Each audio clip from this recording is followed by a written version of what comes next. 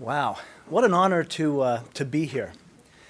And as Tracy outlined, I'm not associated to DOPS, but I admire the research. I admire the researchers. I admire people who can hold the very sacred space of fact and the integrity of what is and what can be duplicated and what can be recognized. Tracy grew up in a family of mathematicians and scientists. I grew up in a family of farmers, came from a long line of dairy farmers. My grandfather not only ran the farm, he worked construction, and he was in the Great Depression. He was a prize fighter at night. He'd go out and bare-knuckle fight to pick up extra money to make ends meet until my grandmother found out, and then that came to a rapid halt. My father, who was also in the military and a cowboy, he wouldn't pull out his napkin and pen. He would sit us around the breakfast table, and he would count up the livestock. Well, there's this many cows and this many calves, and you've got that many horses out there. And he used to refer to it as heartbeats. He would look at his sons, and I come from a family of all boys, had two brothers, quite rough and tumble. He'd say, "You've got 142 heartbeats today to take care of, and I expect you do that." And that's how he would put us to work, with this responsibility, integrity. That's what I love about the researchers. They get that. They know what responsibility and integrity is, and they will hold that line. So it's an honor for me to be here in this company to simply share my experience. Tracy mentioned I have written a couple of books and became a best-selling author almost by accident. I had no intention of being a writer. I had no intention of being a speaker. That was never on my radar. I was an artist. I loved art. I was a creative director at an ad agency. I loved concepts and ideas. But what happened to me many years ago shifted everything, and it has been almost 19 years since I had the accident. And I was speaking to some folks before we got started here, and the accident will become the pinnacle of everything that shifted in my life. My life will forever be before the accident and after the accident. And I'm going to share a little bit about what happened, but it's interesting in doing that. The only reason I ever wrote a book is that I was approached by a publisher. Now, I'll get a little personal. I teach a little Sunday school class on a Sunday morning. And I was even reluctant to share some of the things that had happened to me in that setting. This was many years ago, and I mentioned just a little bit about it. And there was a woman in the back that came up and said, "Hey, gosh, I want to introduce you to a guy at the university, at one of our universities there in Utah." And she said, "He studies these things, these out-of-body or unordinary experiences, and I'd love to have you talk to him about what happened to you." And I was reluctant. After the accident, I didn't speak about it to anybody. I shared it with my closest immediate family members, my brothers. I had shared a little bit with my mom. I hadn't even spoken to my father about it. And I had held it very tight for a couple of reasons. Number one, I didn't want people to think I was crazy. Number two, I didn't know how to share it. How do you articulate something that is unspeakable? But I did reluctantly agree to meet with a fellow who was part of IONS, and Bruce is one of the founders. You started that whole thing. And I shared with him what happened.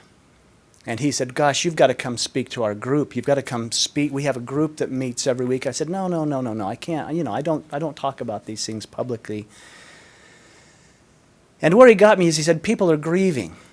People are hurting. The world's aching for this. Come and share your story with this group." And I did so, and it was a group about this size, and there was a fellow in the back that came up that was a publisher, and he says, "You've got to write a book." And I thought, oh goodness, what have I started now,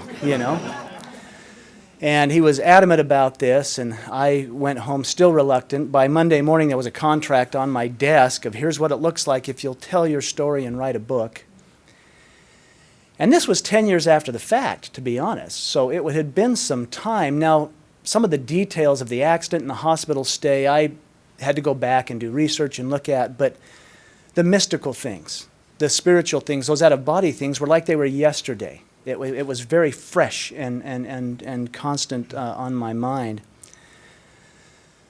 But when I saw this contract, I went back to the scene of the accident, which I had avoided for years. It's a little lonely place, mile marker 80, outside of a little teeny town called Parowan, about 2 hours north of Las Vegas. And given my experience and where I had gone, I asked. I asked the universe, I asked God, am I really supposed to share this story? Am I supposed to write this book? And I got a profound answer. Now, these are the unexplainable things. It was an answer that came so strong I could quote what I was told, and it wasn't a voice from heaven. It wasn't anything I heard with my ears. It was a voice that speaks to the heart. And I was told, share your experience, and if you do, people will heal. Now, it's interesting, the power in those words. Nobody said to tell a story. It was share your experience. And that's simply all I do, is share my experience. I realize it's an experience unique unto me. It was for me. It may have been by me to bring me through a very difficult time. And there's really no agenda in sharing it. I want to be very clear about that. There's no agenda. I will share my experience, and the conclusion is up to anybody. But the experience happened with an automobile accident. And I was happily married, madly in love, to a beautiful woman who was a school teacher. We had 2 sons, beautiful boys, healthy. And we had taken a little road trip for Easter vacation. We were heading back from that. Now, there was reports of crosswinds that were blowing 100 miles an hour. There was reports of a red pickup truck that was driving erratically on the interstate. I had put the cruise control on 75 and was headed back towards Salt Lake City from a little town called St. George down in the Red Rock district of southern Utah. And the most difficult part about the story is I believe I may have dozed off at the wheel for just a moment. Now, when I say that, those words are important too. There's things I believe, and I realize that's just a belief. There's things I hope for, and I also realize that's just hope. But then there's things I know, based in fact. I believe I may have dozed off at the wheel, just briefly, swerved and overcorrected the car and lost control. It began to roll, not off the road, but down the road at 75 miles an hour. I blacked out for most of that, but when the car came to a stop, I was completely conscious, super conscious. I mean, it was probably the worst situation of mayhem. The first thing I heard was my 7-year-old son crying in the back seat of the car. And as a father, I thought, well, I've got to get to him. I have got to get to my son. That's when I realized I could not move. I was pinned either to the floorboard or the seat. I was struggling to breathe. I couldn't see very well. And I did feel like I was going to pass out. Now, what had actually happened is that both of my legs had been crushed and shattered. My left leg was eventually amputated above the knee. My right leg was a mess and still is pinned together. My back had been broken in a couple of places, but ironically the spinal column not damaged. My rib cage had been crushed. My lungs were collapsing. My right arm had almost been torn off. There was no muscle through the rotator cuff or anything still attaching it. And then the seatbelt had cut through my midsection and ruptured my intestines. I was a mess. I was unaware of that. All I knew is I had a little boy crying in that back seat, and I wanted to get to him. And that's when things shifted. In that absolute mayhem, I realized no one else was crying. It was in that moment that I knew that my beloved wife and my youngest son were deceased. And it was more than recognizing, it was feeling it. There was a feeling that, oh my goodness, they're gone. Now that's the worst hell a man could ever be in. You know, I'm pinned, I can't breathe, I've got a child crying, I know half the family's gone, and I was driving the car. In that horror and mayhem, suddenly there was calmness. And I thought, have I lost consciousness? What has happened here? I felt this calmness, and it didn't feel like everything going black like you see in the cartoon. It was as if everything became light. It felt as if I was surrounded by light. It was tangible. And it's as if this light was alive, like it was comforting me, and I began to rise above the scene of this accident. Now, there was beautiful experiences there. As I rose above it and realized I was okay, suddenly my wife, who I knew was deceased at the scene, was there with me. And that was confusing, except it felt so good to say, wow, we're okay? Except she was saying, you've got to go back, you've got to go back. You can't, no, you've got to go back. Now, that was a moment of choice. And it was a difficult choice. Here I was looking at the woman I loved more than life, yet I knew I had a little boy crying in the back seat of that car, and there was a conscious choice. Here's where I learned the power of our thoughts. Thoughts become things in my experience, and as soon as I made the conscious thought that I'm going back, I found myself wandering around a hospital. And that was interesting too. As I wandered, I encountered all the doctors, nurses, the patients, the families, the people around them, and there was a new knowing about everyone I looked at. I knew them perfectly. I knew their love, their hate, their joy, their peace, their decisions, their motivations. It was as if I was connected to them. There was a oneness. I was them. I had grown up in a Christian home and read biblical verse. In fact, as I was having this experience, the famous verse that said, inasmuch as you've done it unto the least of these, you've done it unto me, which I used to think was a nice verse about being kind to people. Well, I was experiencing something different. They were me.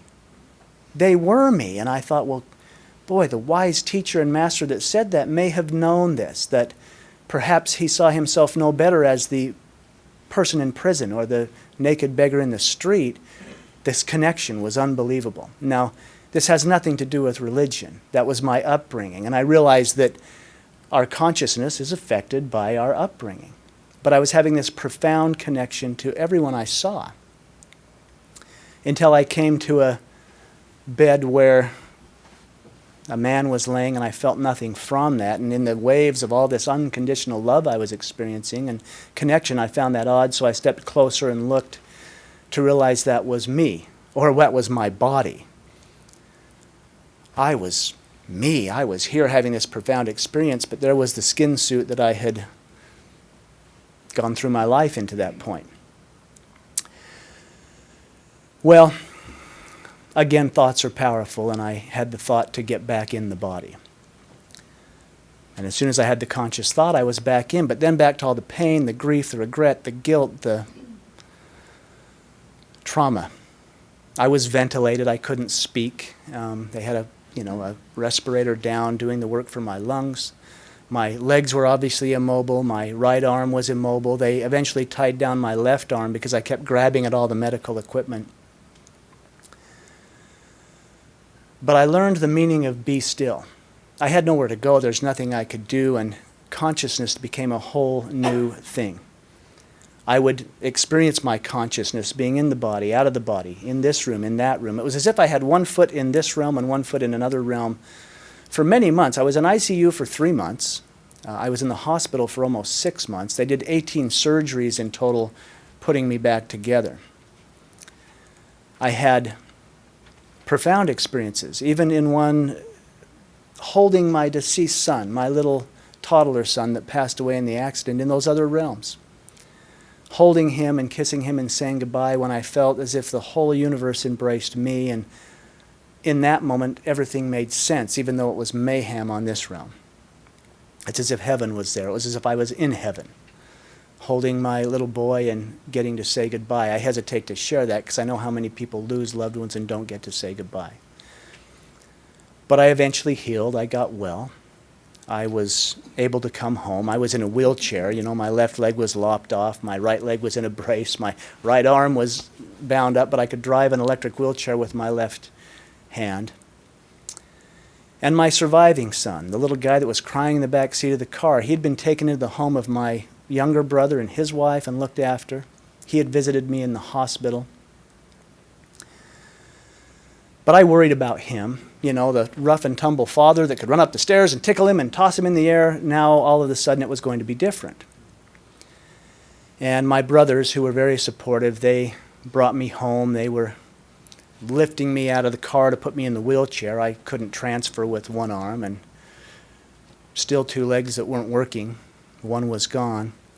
But I saw my son looking out the window of the house as they were lifting me out of the car and putting me in the chair, and he came running out as I situated myself and headed toward the ramp my brothers had put together.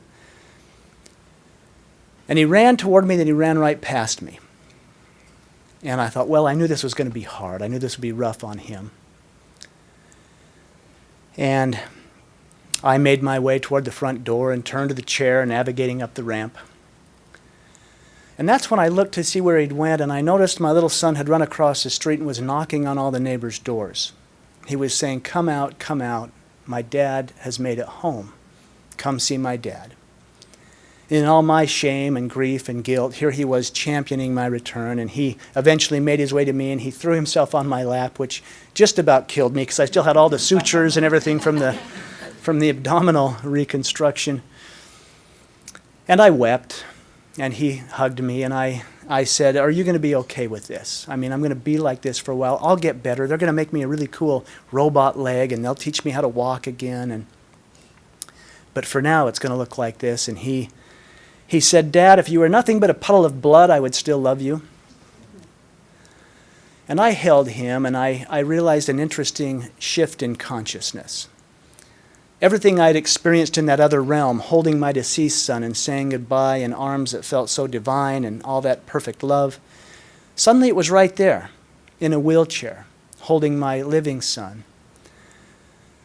And I realized heaven was right here.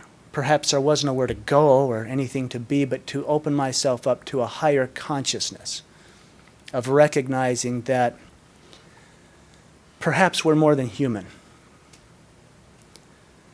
And that by being open to a higher consciousness, perhaps love can flow in a way that shifts everything.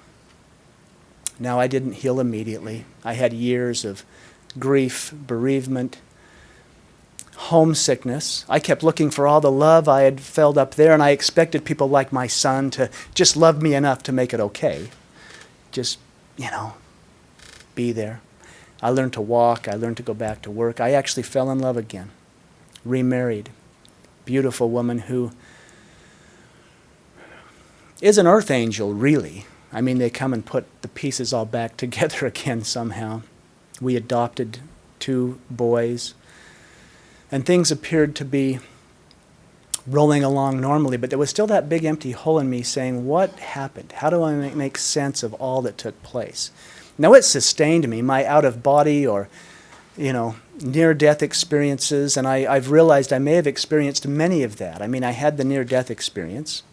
I had the shared death experience in saying goodbye to my deceased son and my deceased wife. I certainly had after-death communication through the process because I would feel them. I would get messages, again, unspoken, but I knew that they were there. In fact, when I fell in love again, that was interesting because I found myself on my wife who had passed's grave, sobbing my eyes out, saying, I don't know what to do. I'm having feelings for another woman. What am I going to do? Where are you? How could you leave me? All of that. And I felt her as if she was right there. Now, I'm sure you could say, well, you made that up. It was your imagination. But for me, it was very real. My experience was she said, of course you are. And I want you to. I can't heal and move on until you do. So live your life, be happy, and choose joy. These things had happened. I would write them down. I would jot them and journal them down, but I would never forget them. They were beyond the commonplace. And that brings me to, today, and what an honor it is to be here where there's research on these things. I was a farm boy. I didn't know what that all meant. I didn't know how to make sense of it. I didn't even know how to align it with my belief system because it didn't. Some of the things I believed were completely turned upside down. I had been taught that there was a God and that God would judge me and life was a test and I was probably in trouble based on how things were going. What I experienced was that there was nothing but pure unconditional love. What I experienced is that we're all different. We all come from different backgrounds, different cultures, different beliefs, different races, but that we're connected. I also experienced that life is a gift. There's no test about it. It's a gift. Every moment is sacred. And we get to choose how to experience that moment, what to do and how to be in that moment. So beliefs kind of shifted. My hope shifted to an absolute trust, just trusting that everything's in perfect order, no matter what it looks like here. And there's still questions. I know what I experience, but there's still questions. How does it work? How does that all happen? How do we bring it together? How do we make sense of it? How do we talk about it in a way that anybody could understand it? But that's what we're here for today. And that's what I'm so thrilled and honored to be here for. If we have consciousness that is not our brain, if we are not necessarily our bodies, and if there's something more, the importance of the research is to embrace that as humankind and embrace the parts of it that aren't necessarily human. To raise the consciousness of the planet, to take a stronger stand for love, for connection, for oneness, for brotherhood, for sisterhood, for humanity. To shift the world. That's what I see the importance of the research. It's to change the world. It's not just about perceptions. It's about creating perceptions into reality, where there's more peace, there's more love, there's more unity. And I'm thrilled. I'm honored to be with you. I'm honored to hear what's going to go on today. I'm giddy, and I'm going to sit down quickly so that we can get to it. But thank you for your time, and thank you for coming and supporting. God bless. Thank you.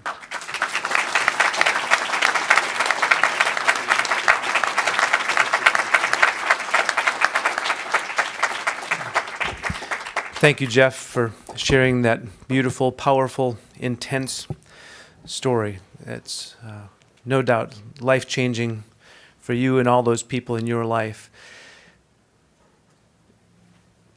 There are times when I meet someone on this earth and I think, I wish I could give them a near-death experience. Not wishing them death. You got to take that the right way. But to get that kind of perspective on the oneness, so it would be a beautiful thing. But nobody wants to have to suffer like Jeff did to get that. Well, so Jeff mentioned the word shift. We're going to shift from one person's amazing near-death experience to hearing from the man who's probably heard more stories like Jeff's than anyone on this planet. That is not scientifically verifiable, but it's a pretty good guess. Dr. Bruce Greyson, the world expert on near-death experiences. Come on up here, Bruce. Is it true? I think it's got to be true. Thank you, Pat. As Pat mentioned, one of the phenomena that we have been studying at the Division of Perceptual Studies at UVA, University of Virginia, for the past 50 years is near-death experiences, or NDEs, which are similar to the one that you've just heard from Jeff. The concept of near-death experiences has become quite well known in our culture, but not all experiences are like Jeff's, and they're not all the same. There's a core that is similar in all NDEs, but each one is different. Each individual is different. To make it even harder to study near-death experiences, when you ask an experiencer what happened to them, they often start by saying, well, it can't be put into words. There are no words for this. And we researchers say, great, tell me all about it. So we know that by making them put it into words, we're distorting the situation. And we're not studying the experience, we're studying what they tell us about the experience, which is not the same thing. So let me start by giving you a general guideline of how we manage to understand these NDEs. In studying hundreds and hundreds and hundreds of these, we've come up with 4 different groups of features in near-death experiences. I should also say first that what a near-death experience is not. A near-death experience is not just a close brush with death.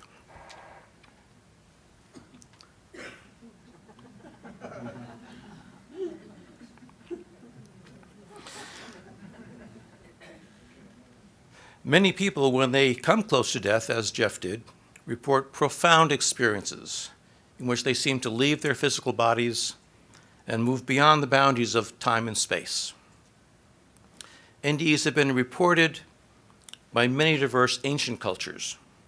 They appear in the writings of Plato, in the Bible, in the writings of Tibet, India, Egypt, China, Japan, in the folklore of the South Pacific and of Native Americans. The interpretation of the experience may vary from one culture to another, but the basic experience is the same over the centuries and around the globe. These transcendental or mystical experiences that occur near death were written about in the medical literature from the 19th century on. They were described as a discrete syndrome in 1892 by Albert Heim, a Swiss geologist who had one when he fell in the Alps. And in the 1890s, there was a flurry of literature about them in French philosophy journals in which the term near-death experience was first coined. The term near-death experience in English was popularized by Raymond Moody, who wrote a book in 1975 called Life After Life, which you may have read. And before that book, virtually no one in the Western Hemisphere had heard of a near-death experience. But Moody described about 50 such cases and outlined what he thought were the common features. And that was essentially the model we have. There's been a lot of controversy since then about the interpretation of NDEs, which is partly due to the confusion over the criteria for death. And in fact, it's often very hard to tell when someone is close to death or how close to death they are.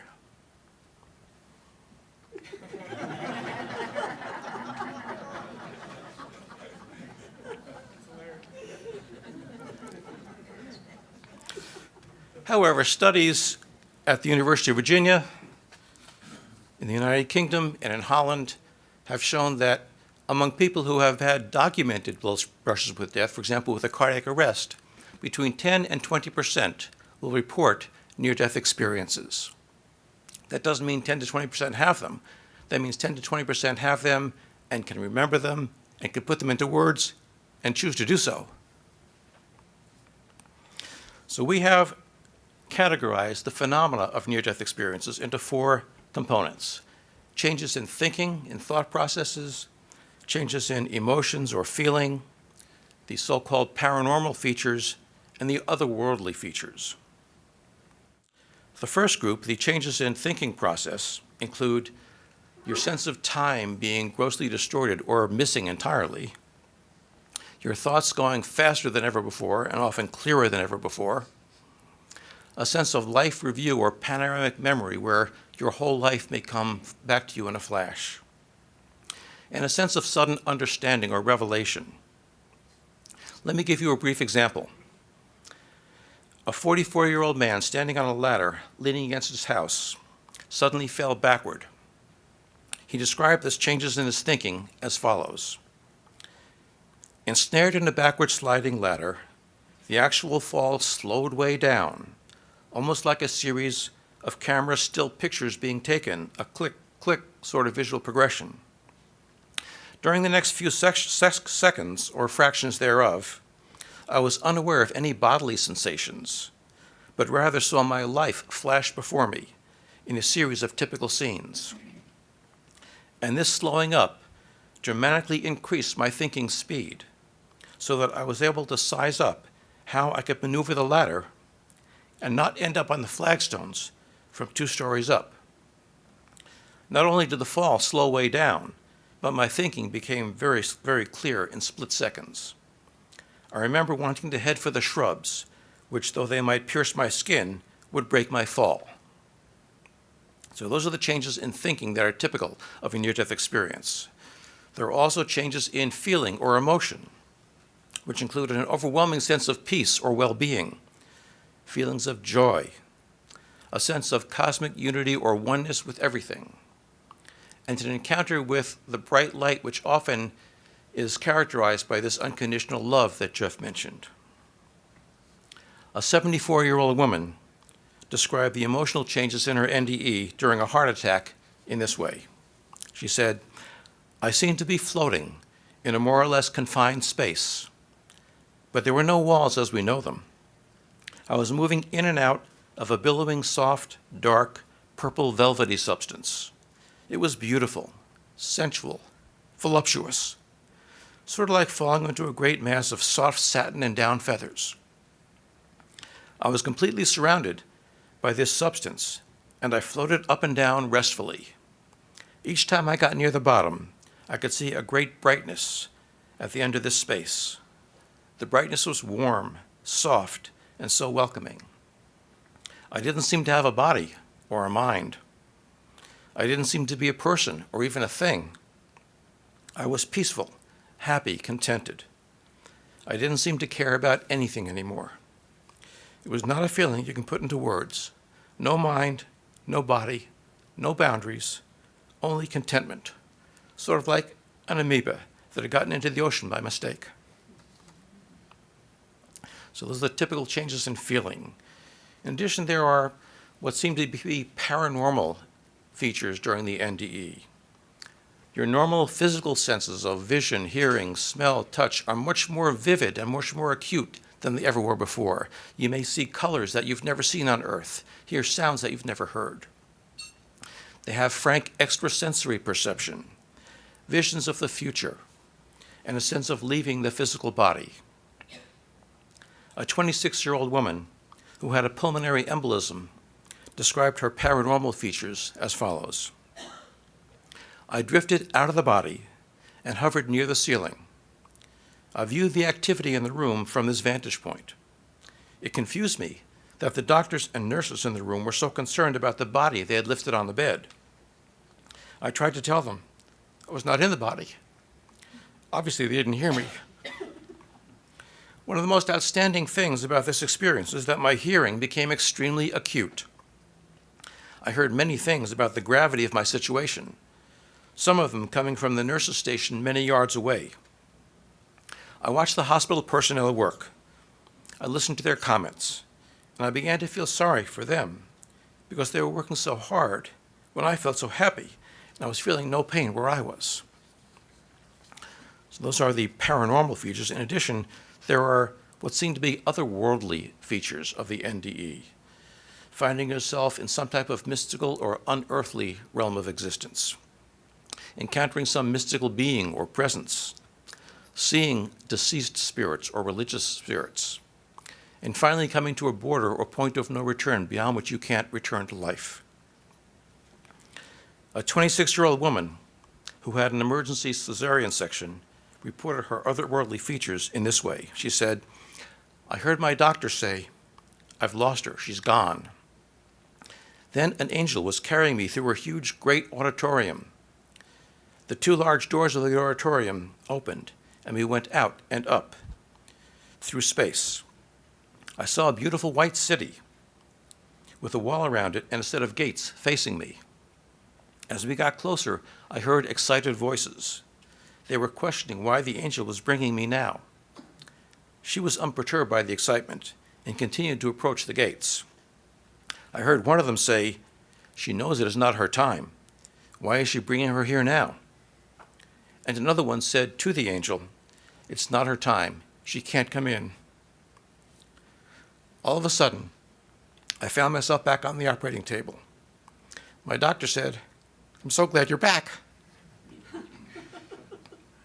I was crying as if my heart would break, telling him I didn't want to come back. I begged him to let me go again. It was so beautiful. It was the saddest time of my life, and yet it was the most beautiful."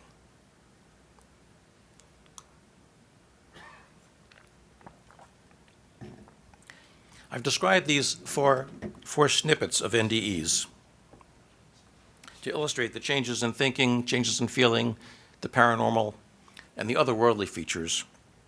But in fact, most NDEs have some of all of these features in them.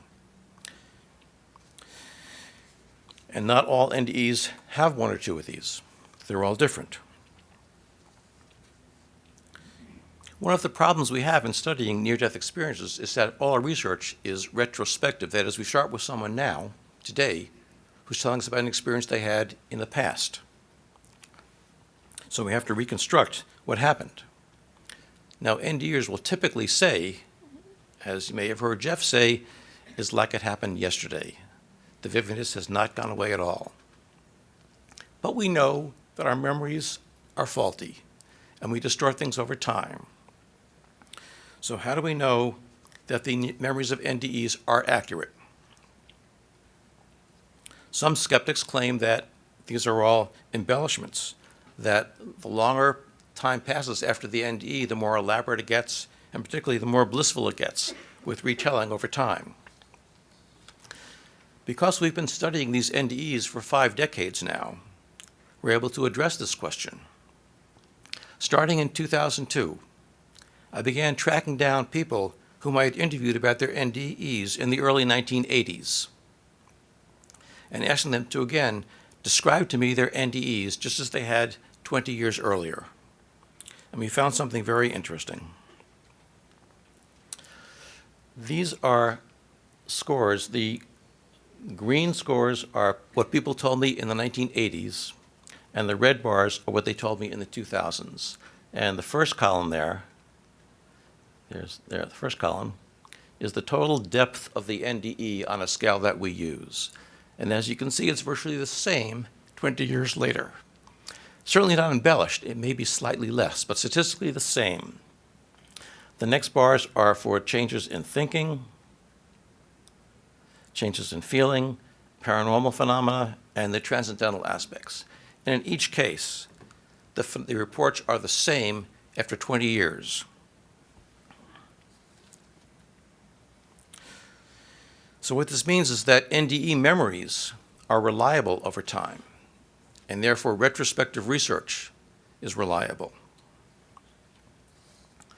Another important question about these retrospective research studies is that all our experiences are influenced by our cultural beliefs. And how do we know whether these NDE reports are just determined by what you expect is going to happen to you? We know that most of our experiences are influenced by culture. For example, many people in the West will talk about going through a tunnel. People in third world countries where there aren't a lot of tunnels don't talk about that. But they will say it went into a cave or into a well. One near-death experiencer I interviewed who was a truck driver talked about being sucked into a tailpipe. So the phenomenon is the same of going through a long, dark, enclosed space to get to this other realm. But you describe it with whatever cultural metaphor is available to you. So our NDE is just reporting what they expect to have happen. The dominant model in the West for the past 40 years has been Raymond Moody's. But at UVA, University of Virginia, we've been collecting these reports from the early 1960s, many years before Moody wrote his book, telling us what we're supposed to have happen in the NDE. We compared 24 of the best cases we had from before 1975 when Moody wrote his book with 24 cases from the last decade, matched in terms of age, race, gender, religion, religiosity, how they came close to death, and how close to death they came. And what we found was, again, essentially no difference. The green bars are the reports we collected before Moody wrote his book, and the red bars are accounts we collected in the last decade.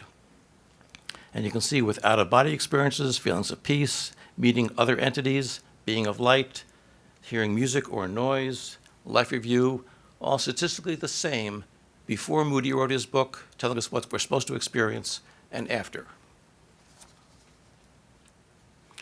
Moody also wrote about the after effects, so we asked about those as well. And again, the green bar is before Moody wrote his book, and the red bar is after. Every experiencer in both samples, 100% of them reported dramatic attitude changes. They also reported, all the bars aren't labeled there, but they also reported less fear of death, having difficulty telling other people, increased belief in survival, and people corroborating what they experienced out of body. If they said, I saw this happen, people said, yes, that really happened. With equal frequency after Moody wrote his book and before Moody wrote his book. So the NDE reports are not influenced by the widespread public knowledge of Moody's model. Although the interpretation of NDEs may be influenced by your culture, what metaphors you use to describe it, the basic experience is not determined by your culture. So how do we explain these experiences? No variables that we've studied yet are able to predict whether you're going to have an NDE or what kind you're going to have. We've looked at age, gender, race, religion, religiosity, history of mental illness, and none of those things are associated with NDEs or a specific type of NDE. There's been a lot of speculation about physiological causes that may be related to the NDE, lack of oxygen, endorphins, temporal lobe seizures. The bottom line with all these explanations, though, is that you can't reconcile the enhanced mental functioning, the heightened perceptions, the faster thinking, the clearer thinking, the deep, detailed memories with the fact that the brain is not functioning. So why should we care about these NDEs? One reason is that they usually lead to a consistent pattern of changes in attitudes, beliefs, and values. And we've studied these and confirmed them with long-term studies of NDEers over decades, and also by interviews with their significant others. So it's not just the NDEer telling us that, it's their husbands and their wives and their children telling us as well. And we find that there are a lot of attitudes that are consistently increased after near-death experiences. We see dramatic increases in spirituality, in compassion and concern for other people, in appreciation for life, in a sense of meaning or purpose in life, in confidence and flexibility in your being able to cope with stressors, in belief in survival after death. Now, some of these things will happen to anybody who comes close to death. For example, an appreciation of life is usually enhanced no matter who they are if they've come close to death. But others, such as the constant confidence in being able to cope and belief in postmortem survival, are unique to NDEers. People who come close to death but don't have NDEs don't have these things. In addition to these attitudes that are increased, there are attitudes that are decreased consistently after an NDE. NDEers consistently report decreased or totally absent fear of death. They report decreased interest in material possessions, in physical things, decreased interest in personal status, power, prestige, fame, and decreased interest in competition, more interest in collaboration and altruistic activities than in competitive activities. Sometimes these changes are so marked that the experiencers seem to be different people than they were before the NDE.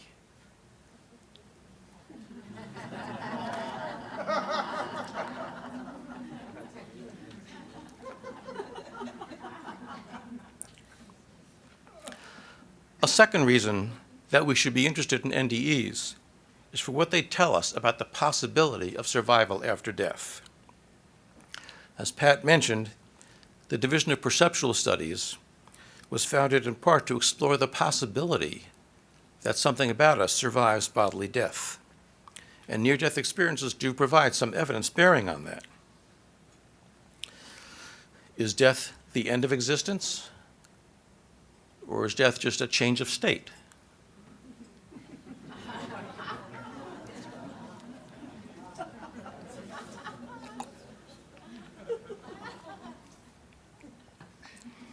So what about the near-death experience bears on the question of whether we survive death? First, there was the enhanced mental functioning, thinking faster and clearer than ever before when your brain is not functioning. And one example of this is Pam Reynolds, who had a huge aneurysm at the base of her brain that couldn't be operated on because to get to that would destroy would burst it and she would bleed to death.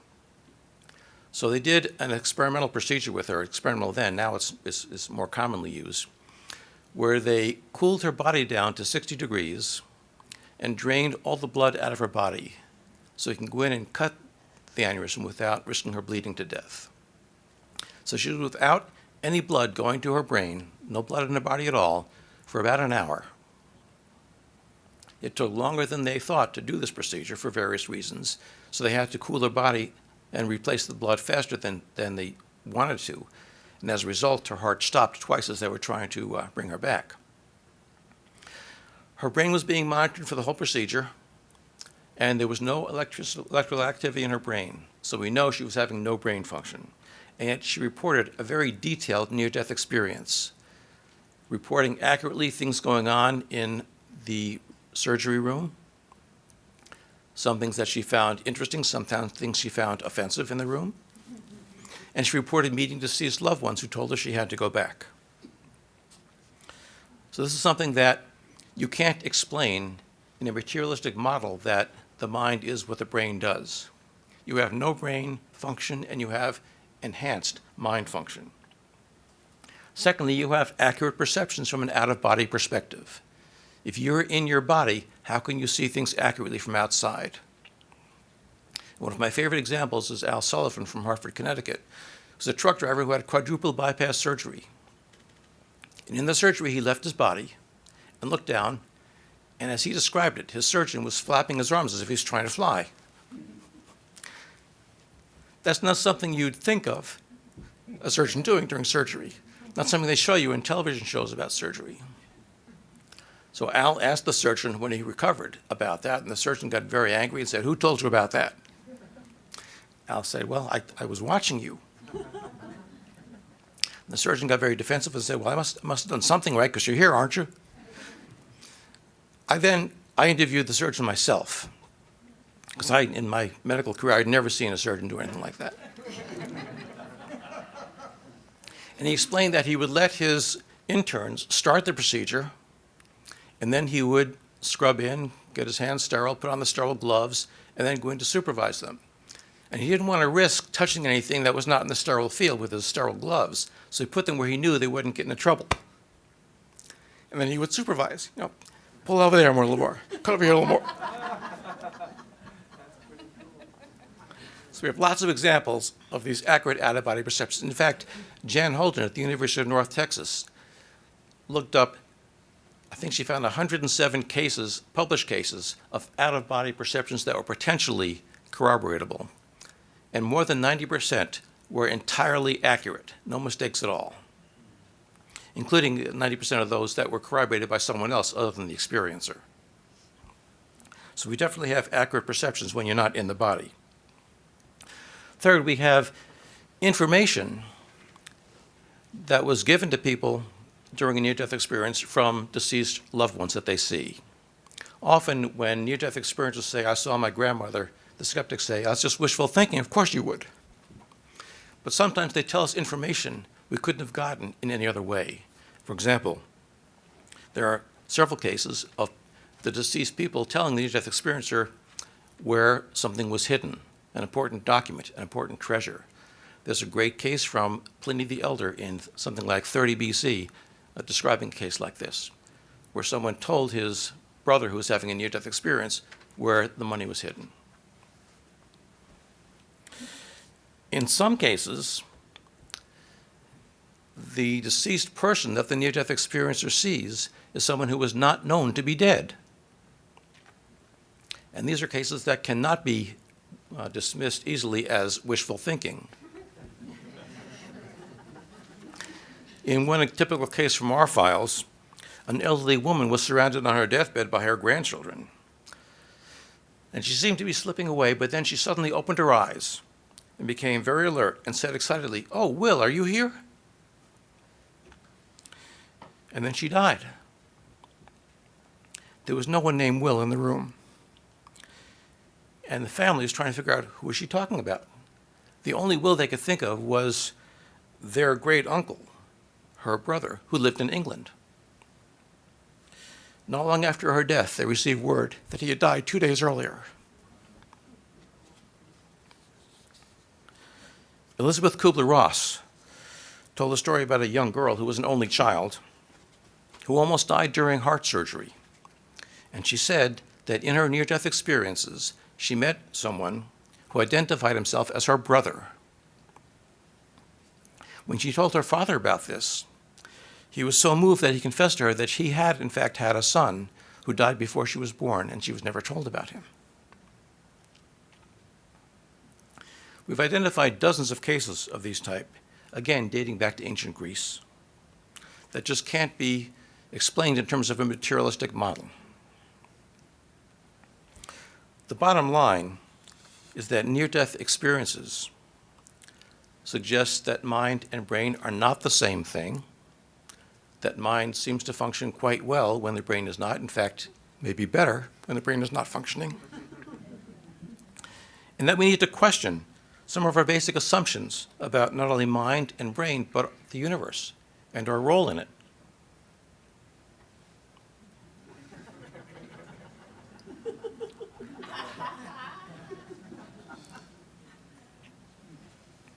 Well, it's about time for our break now, so we will stick around for questions after the break, but thank you.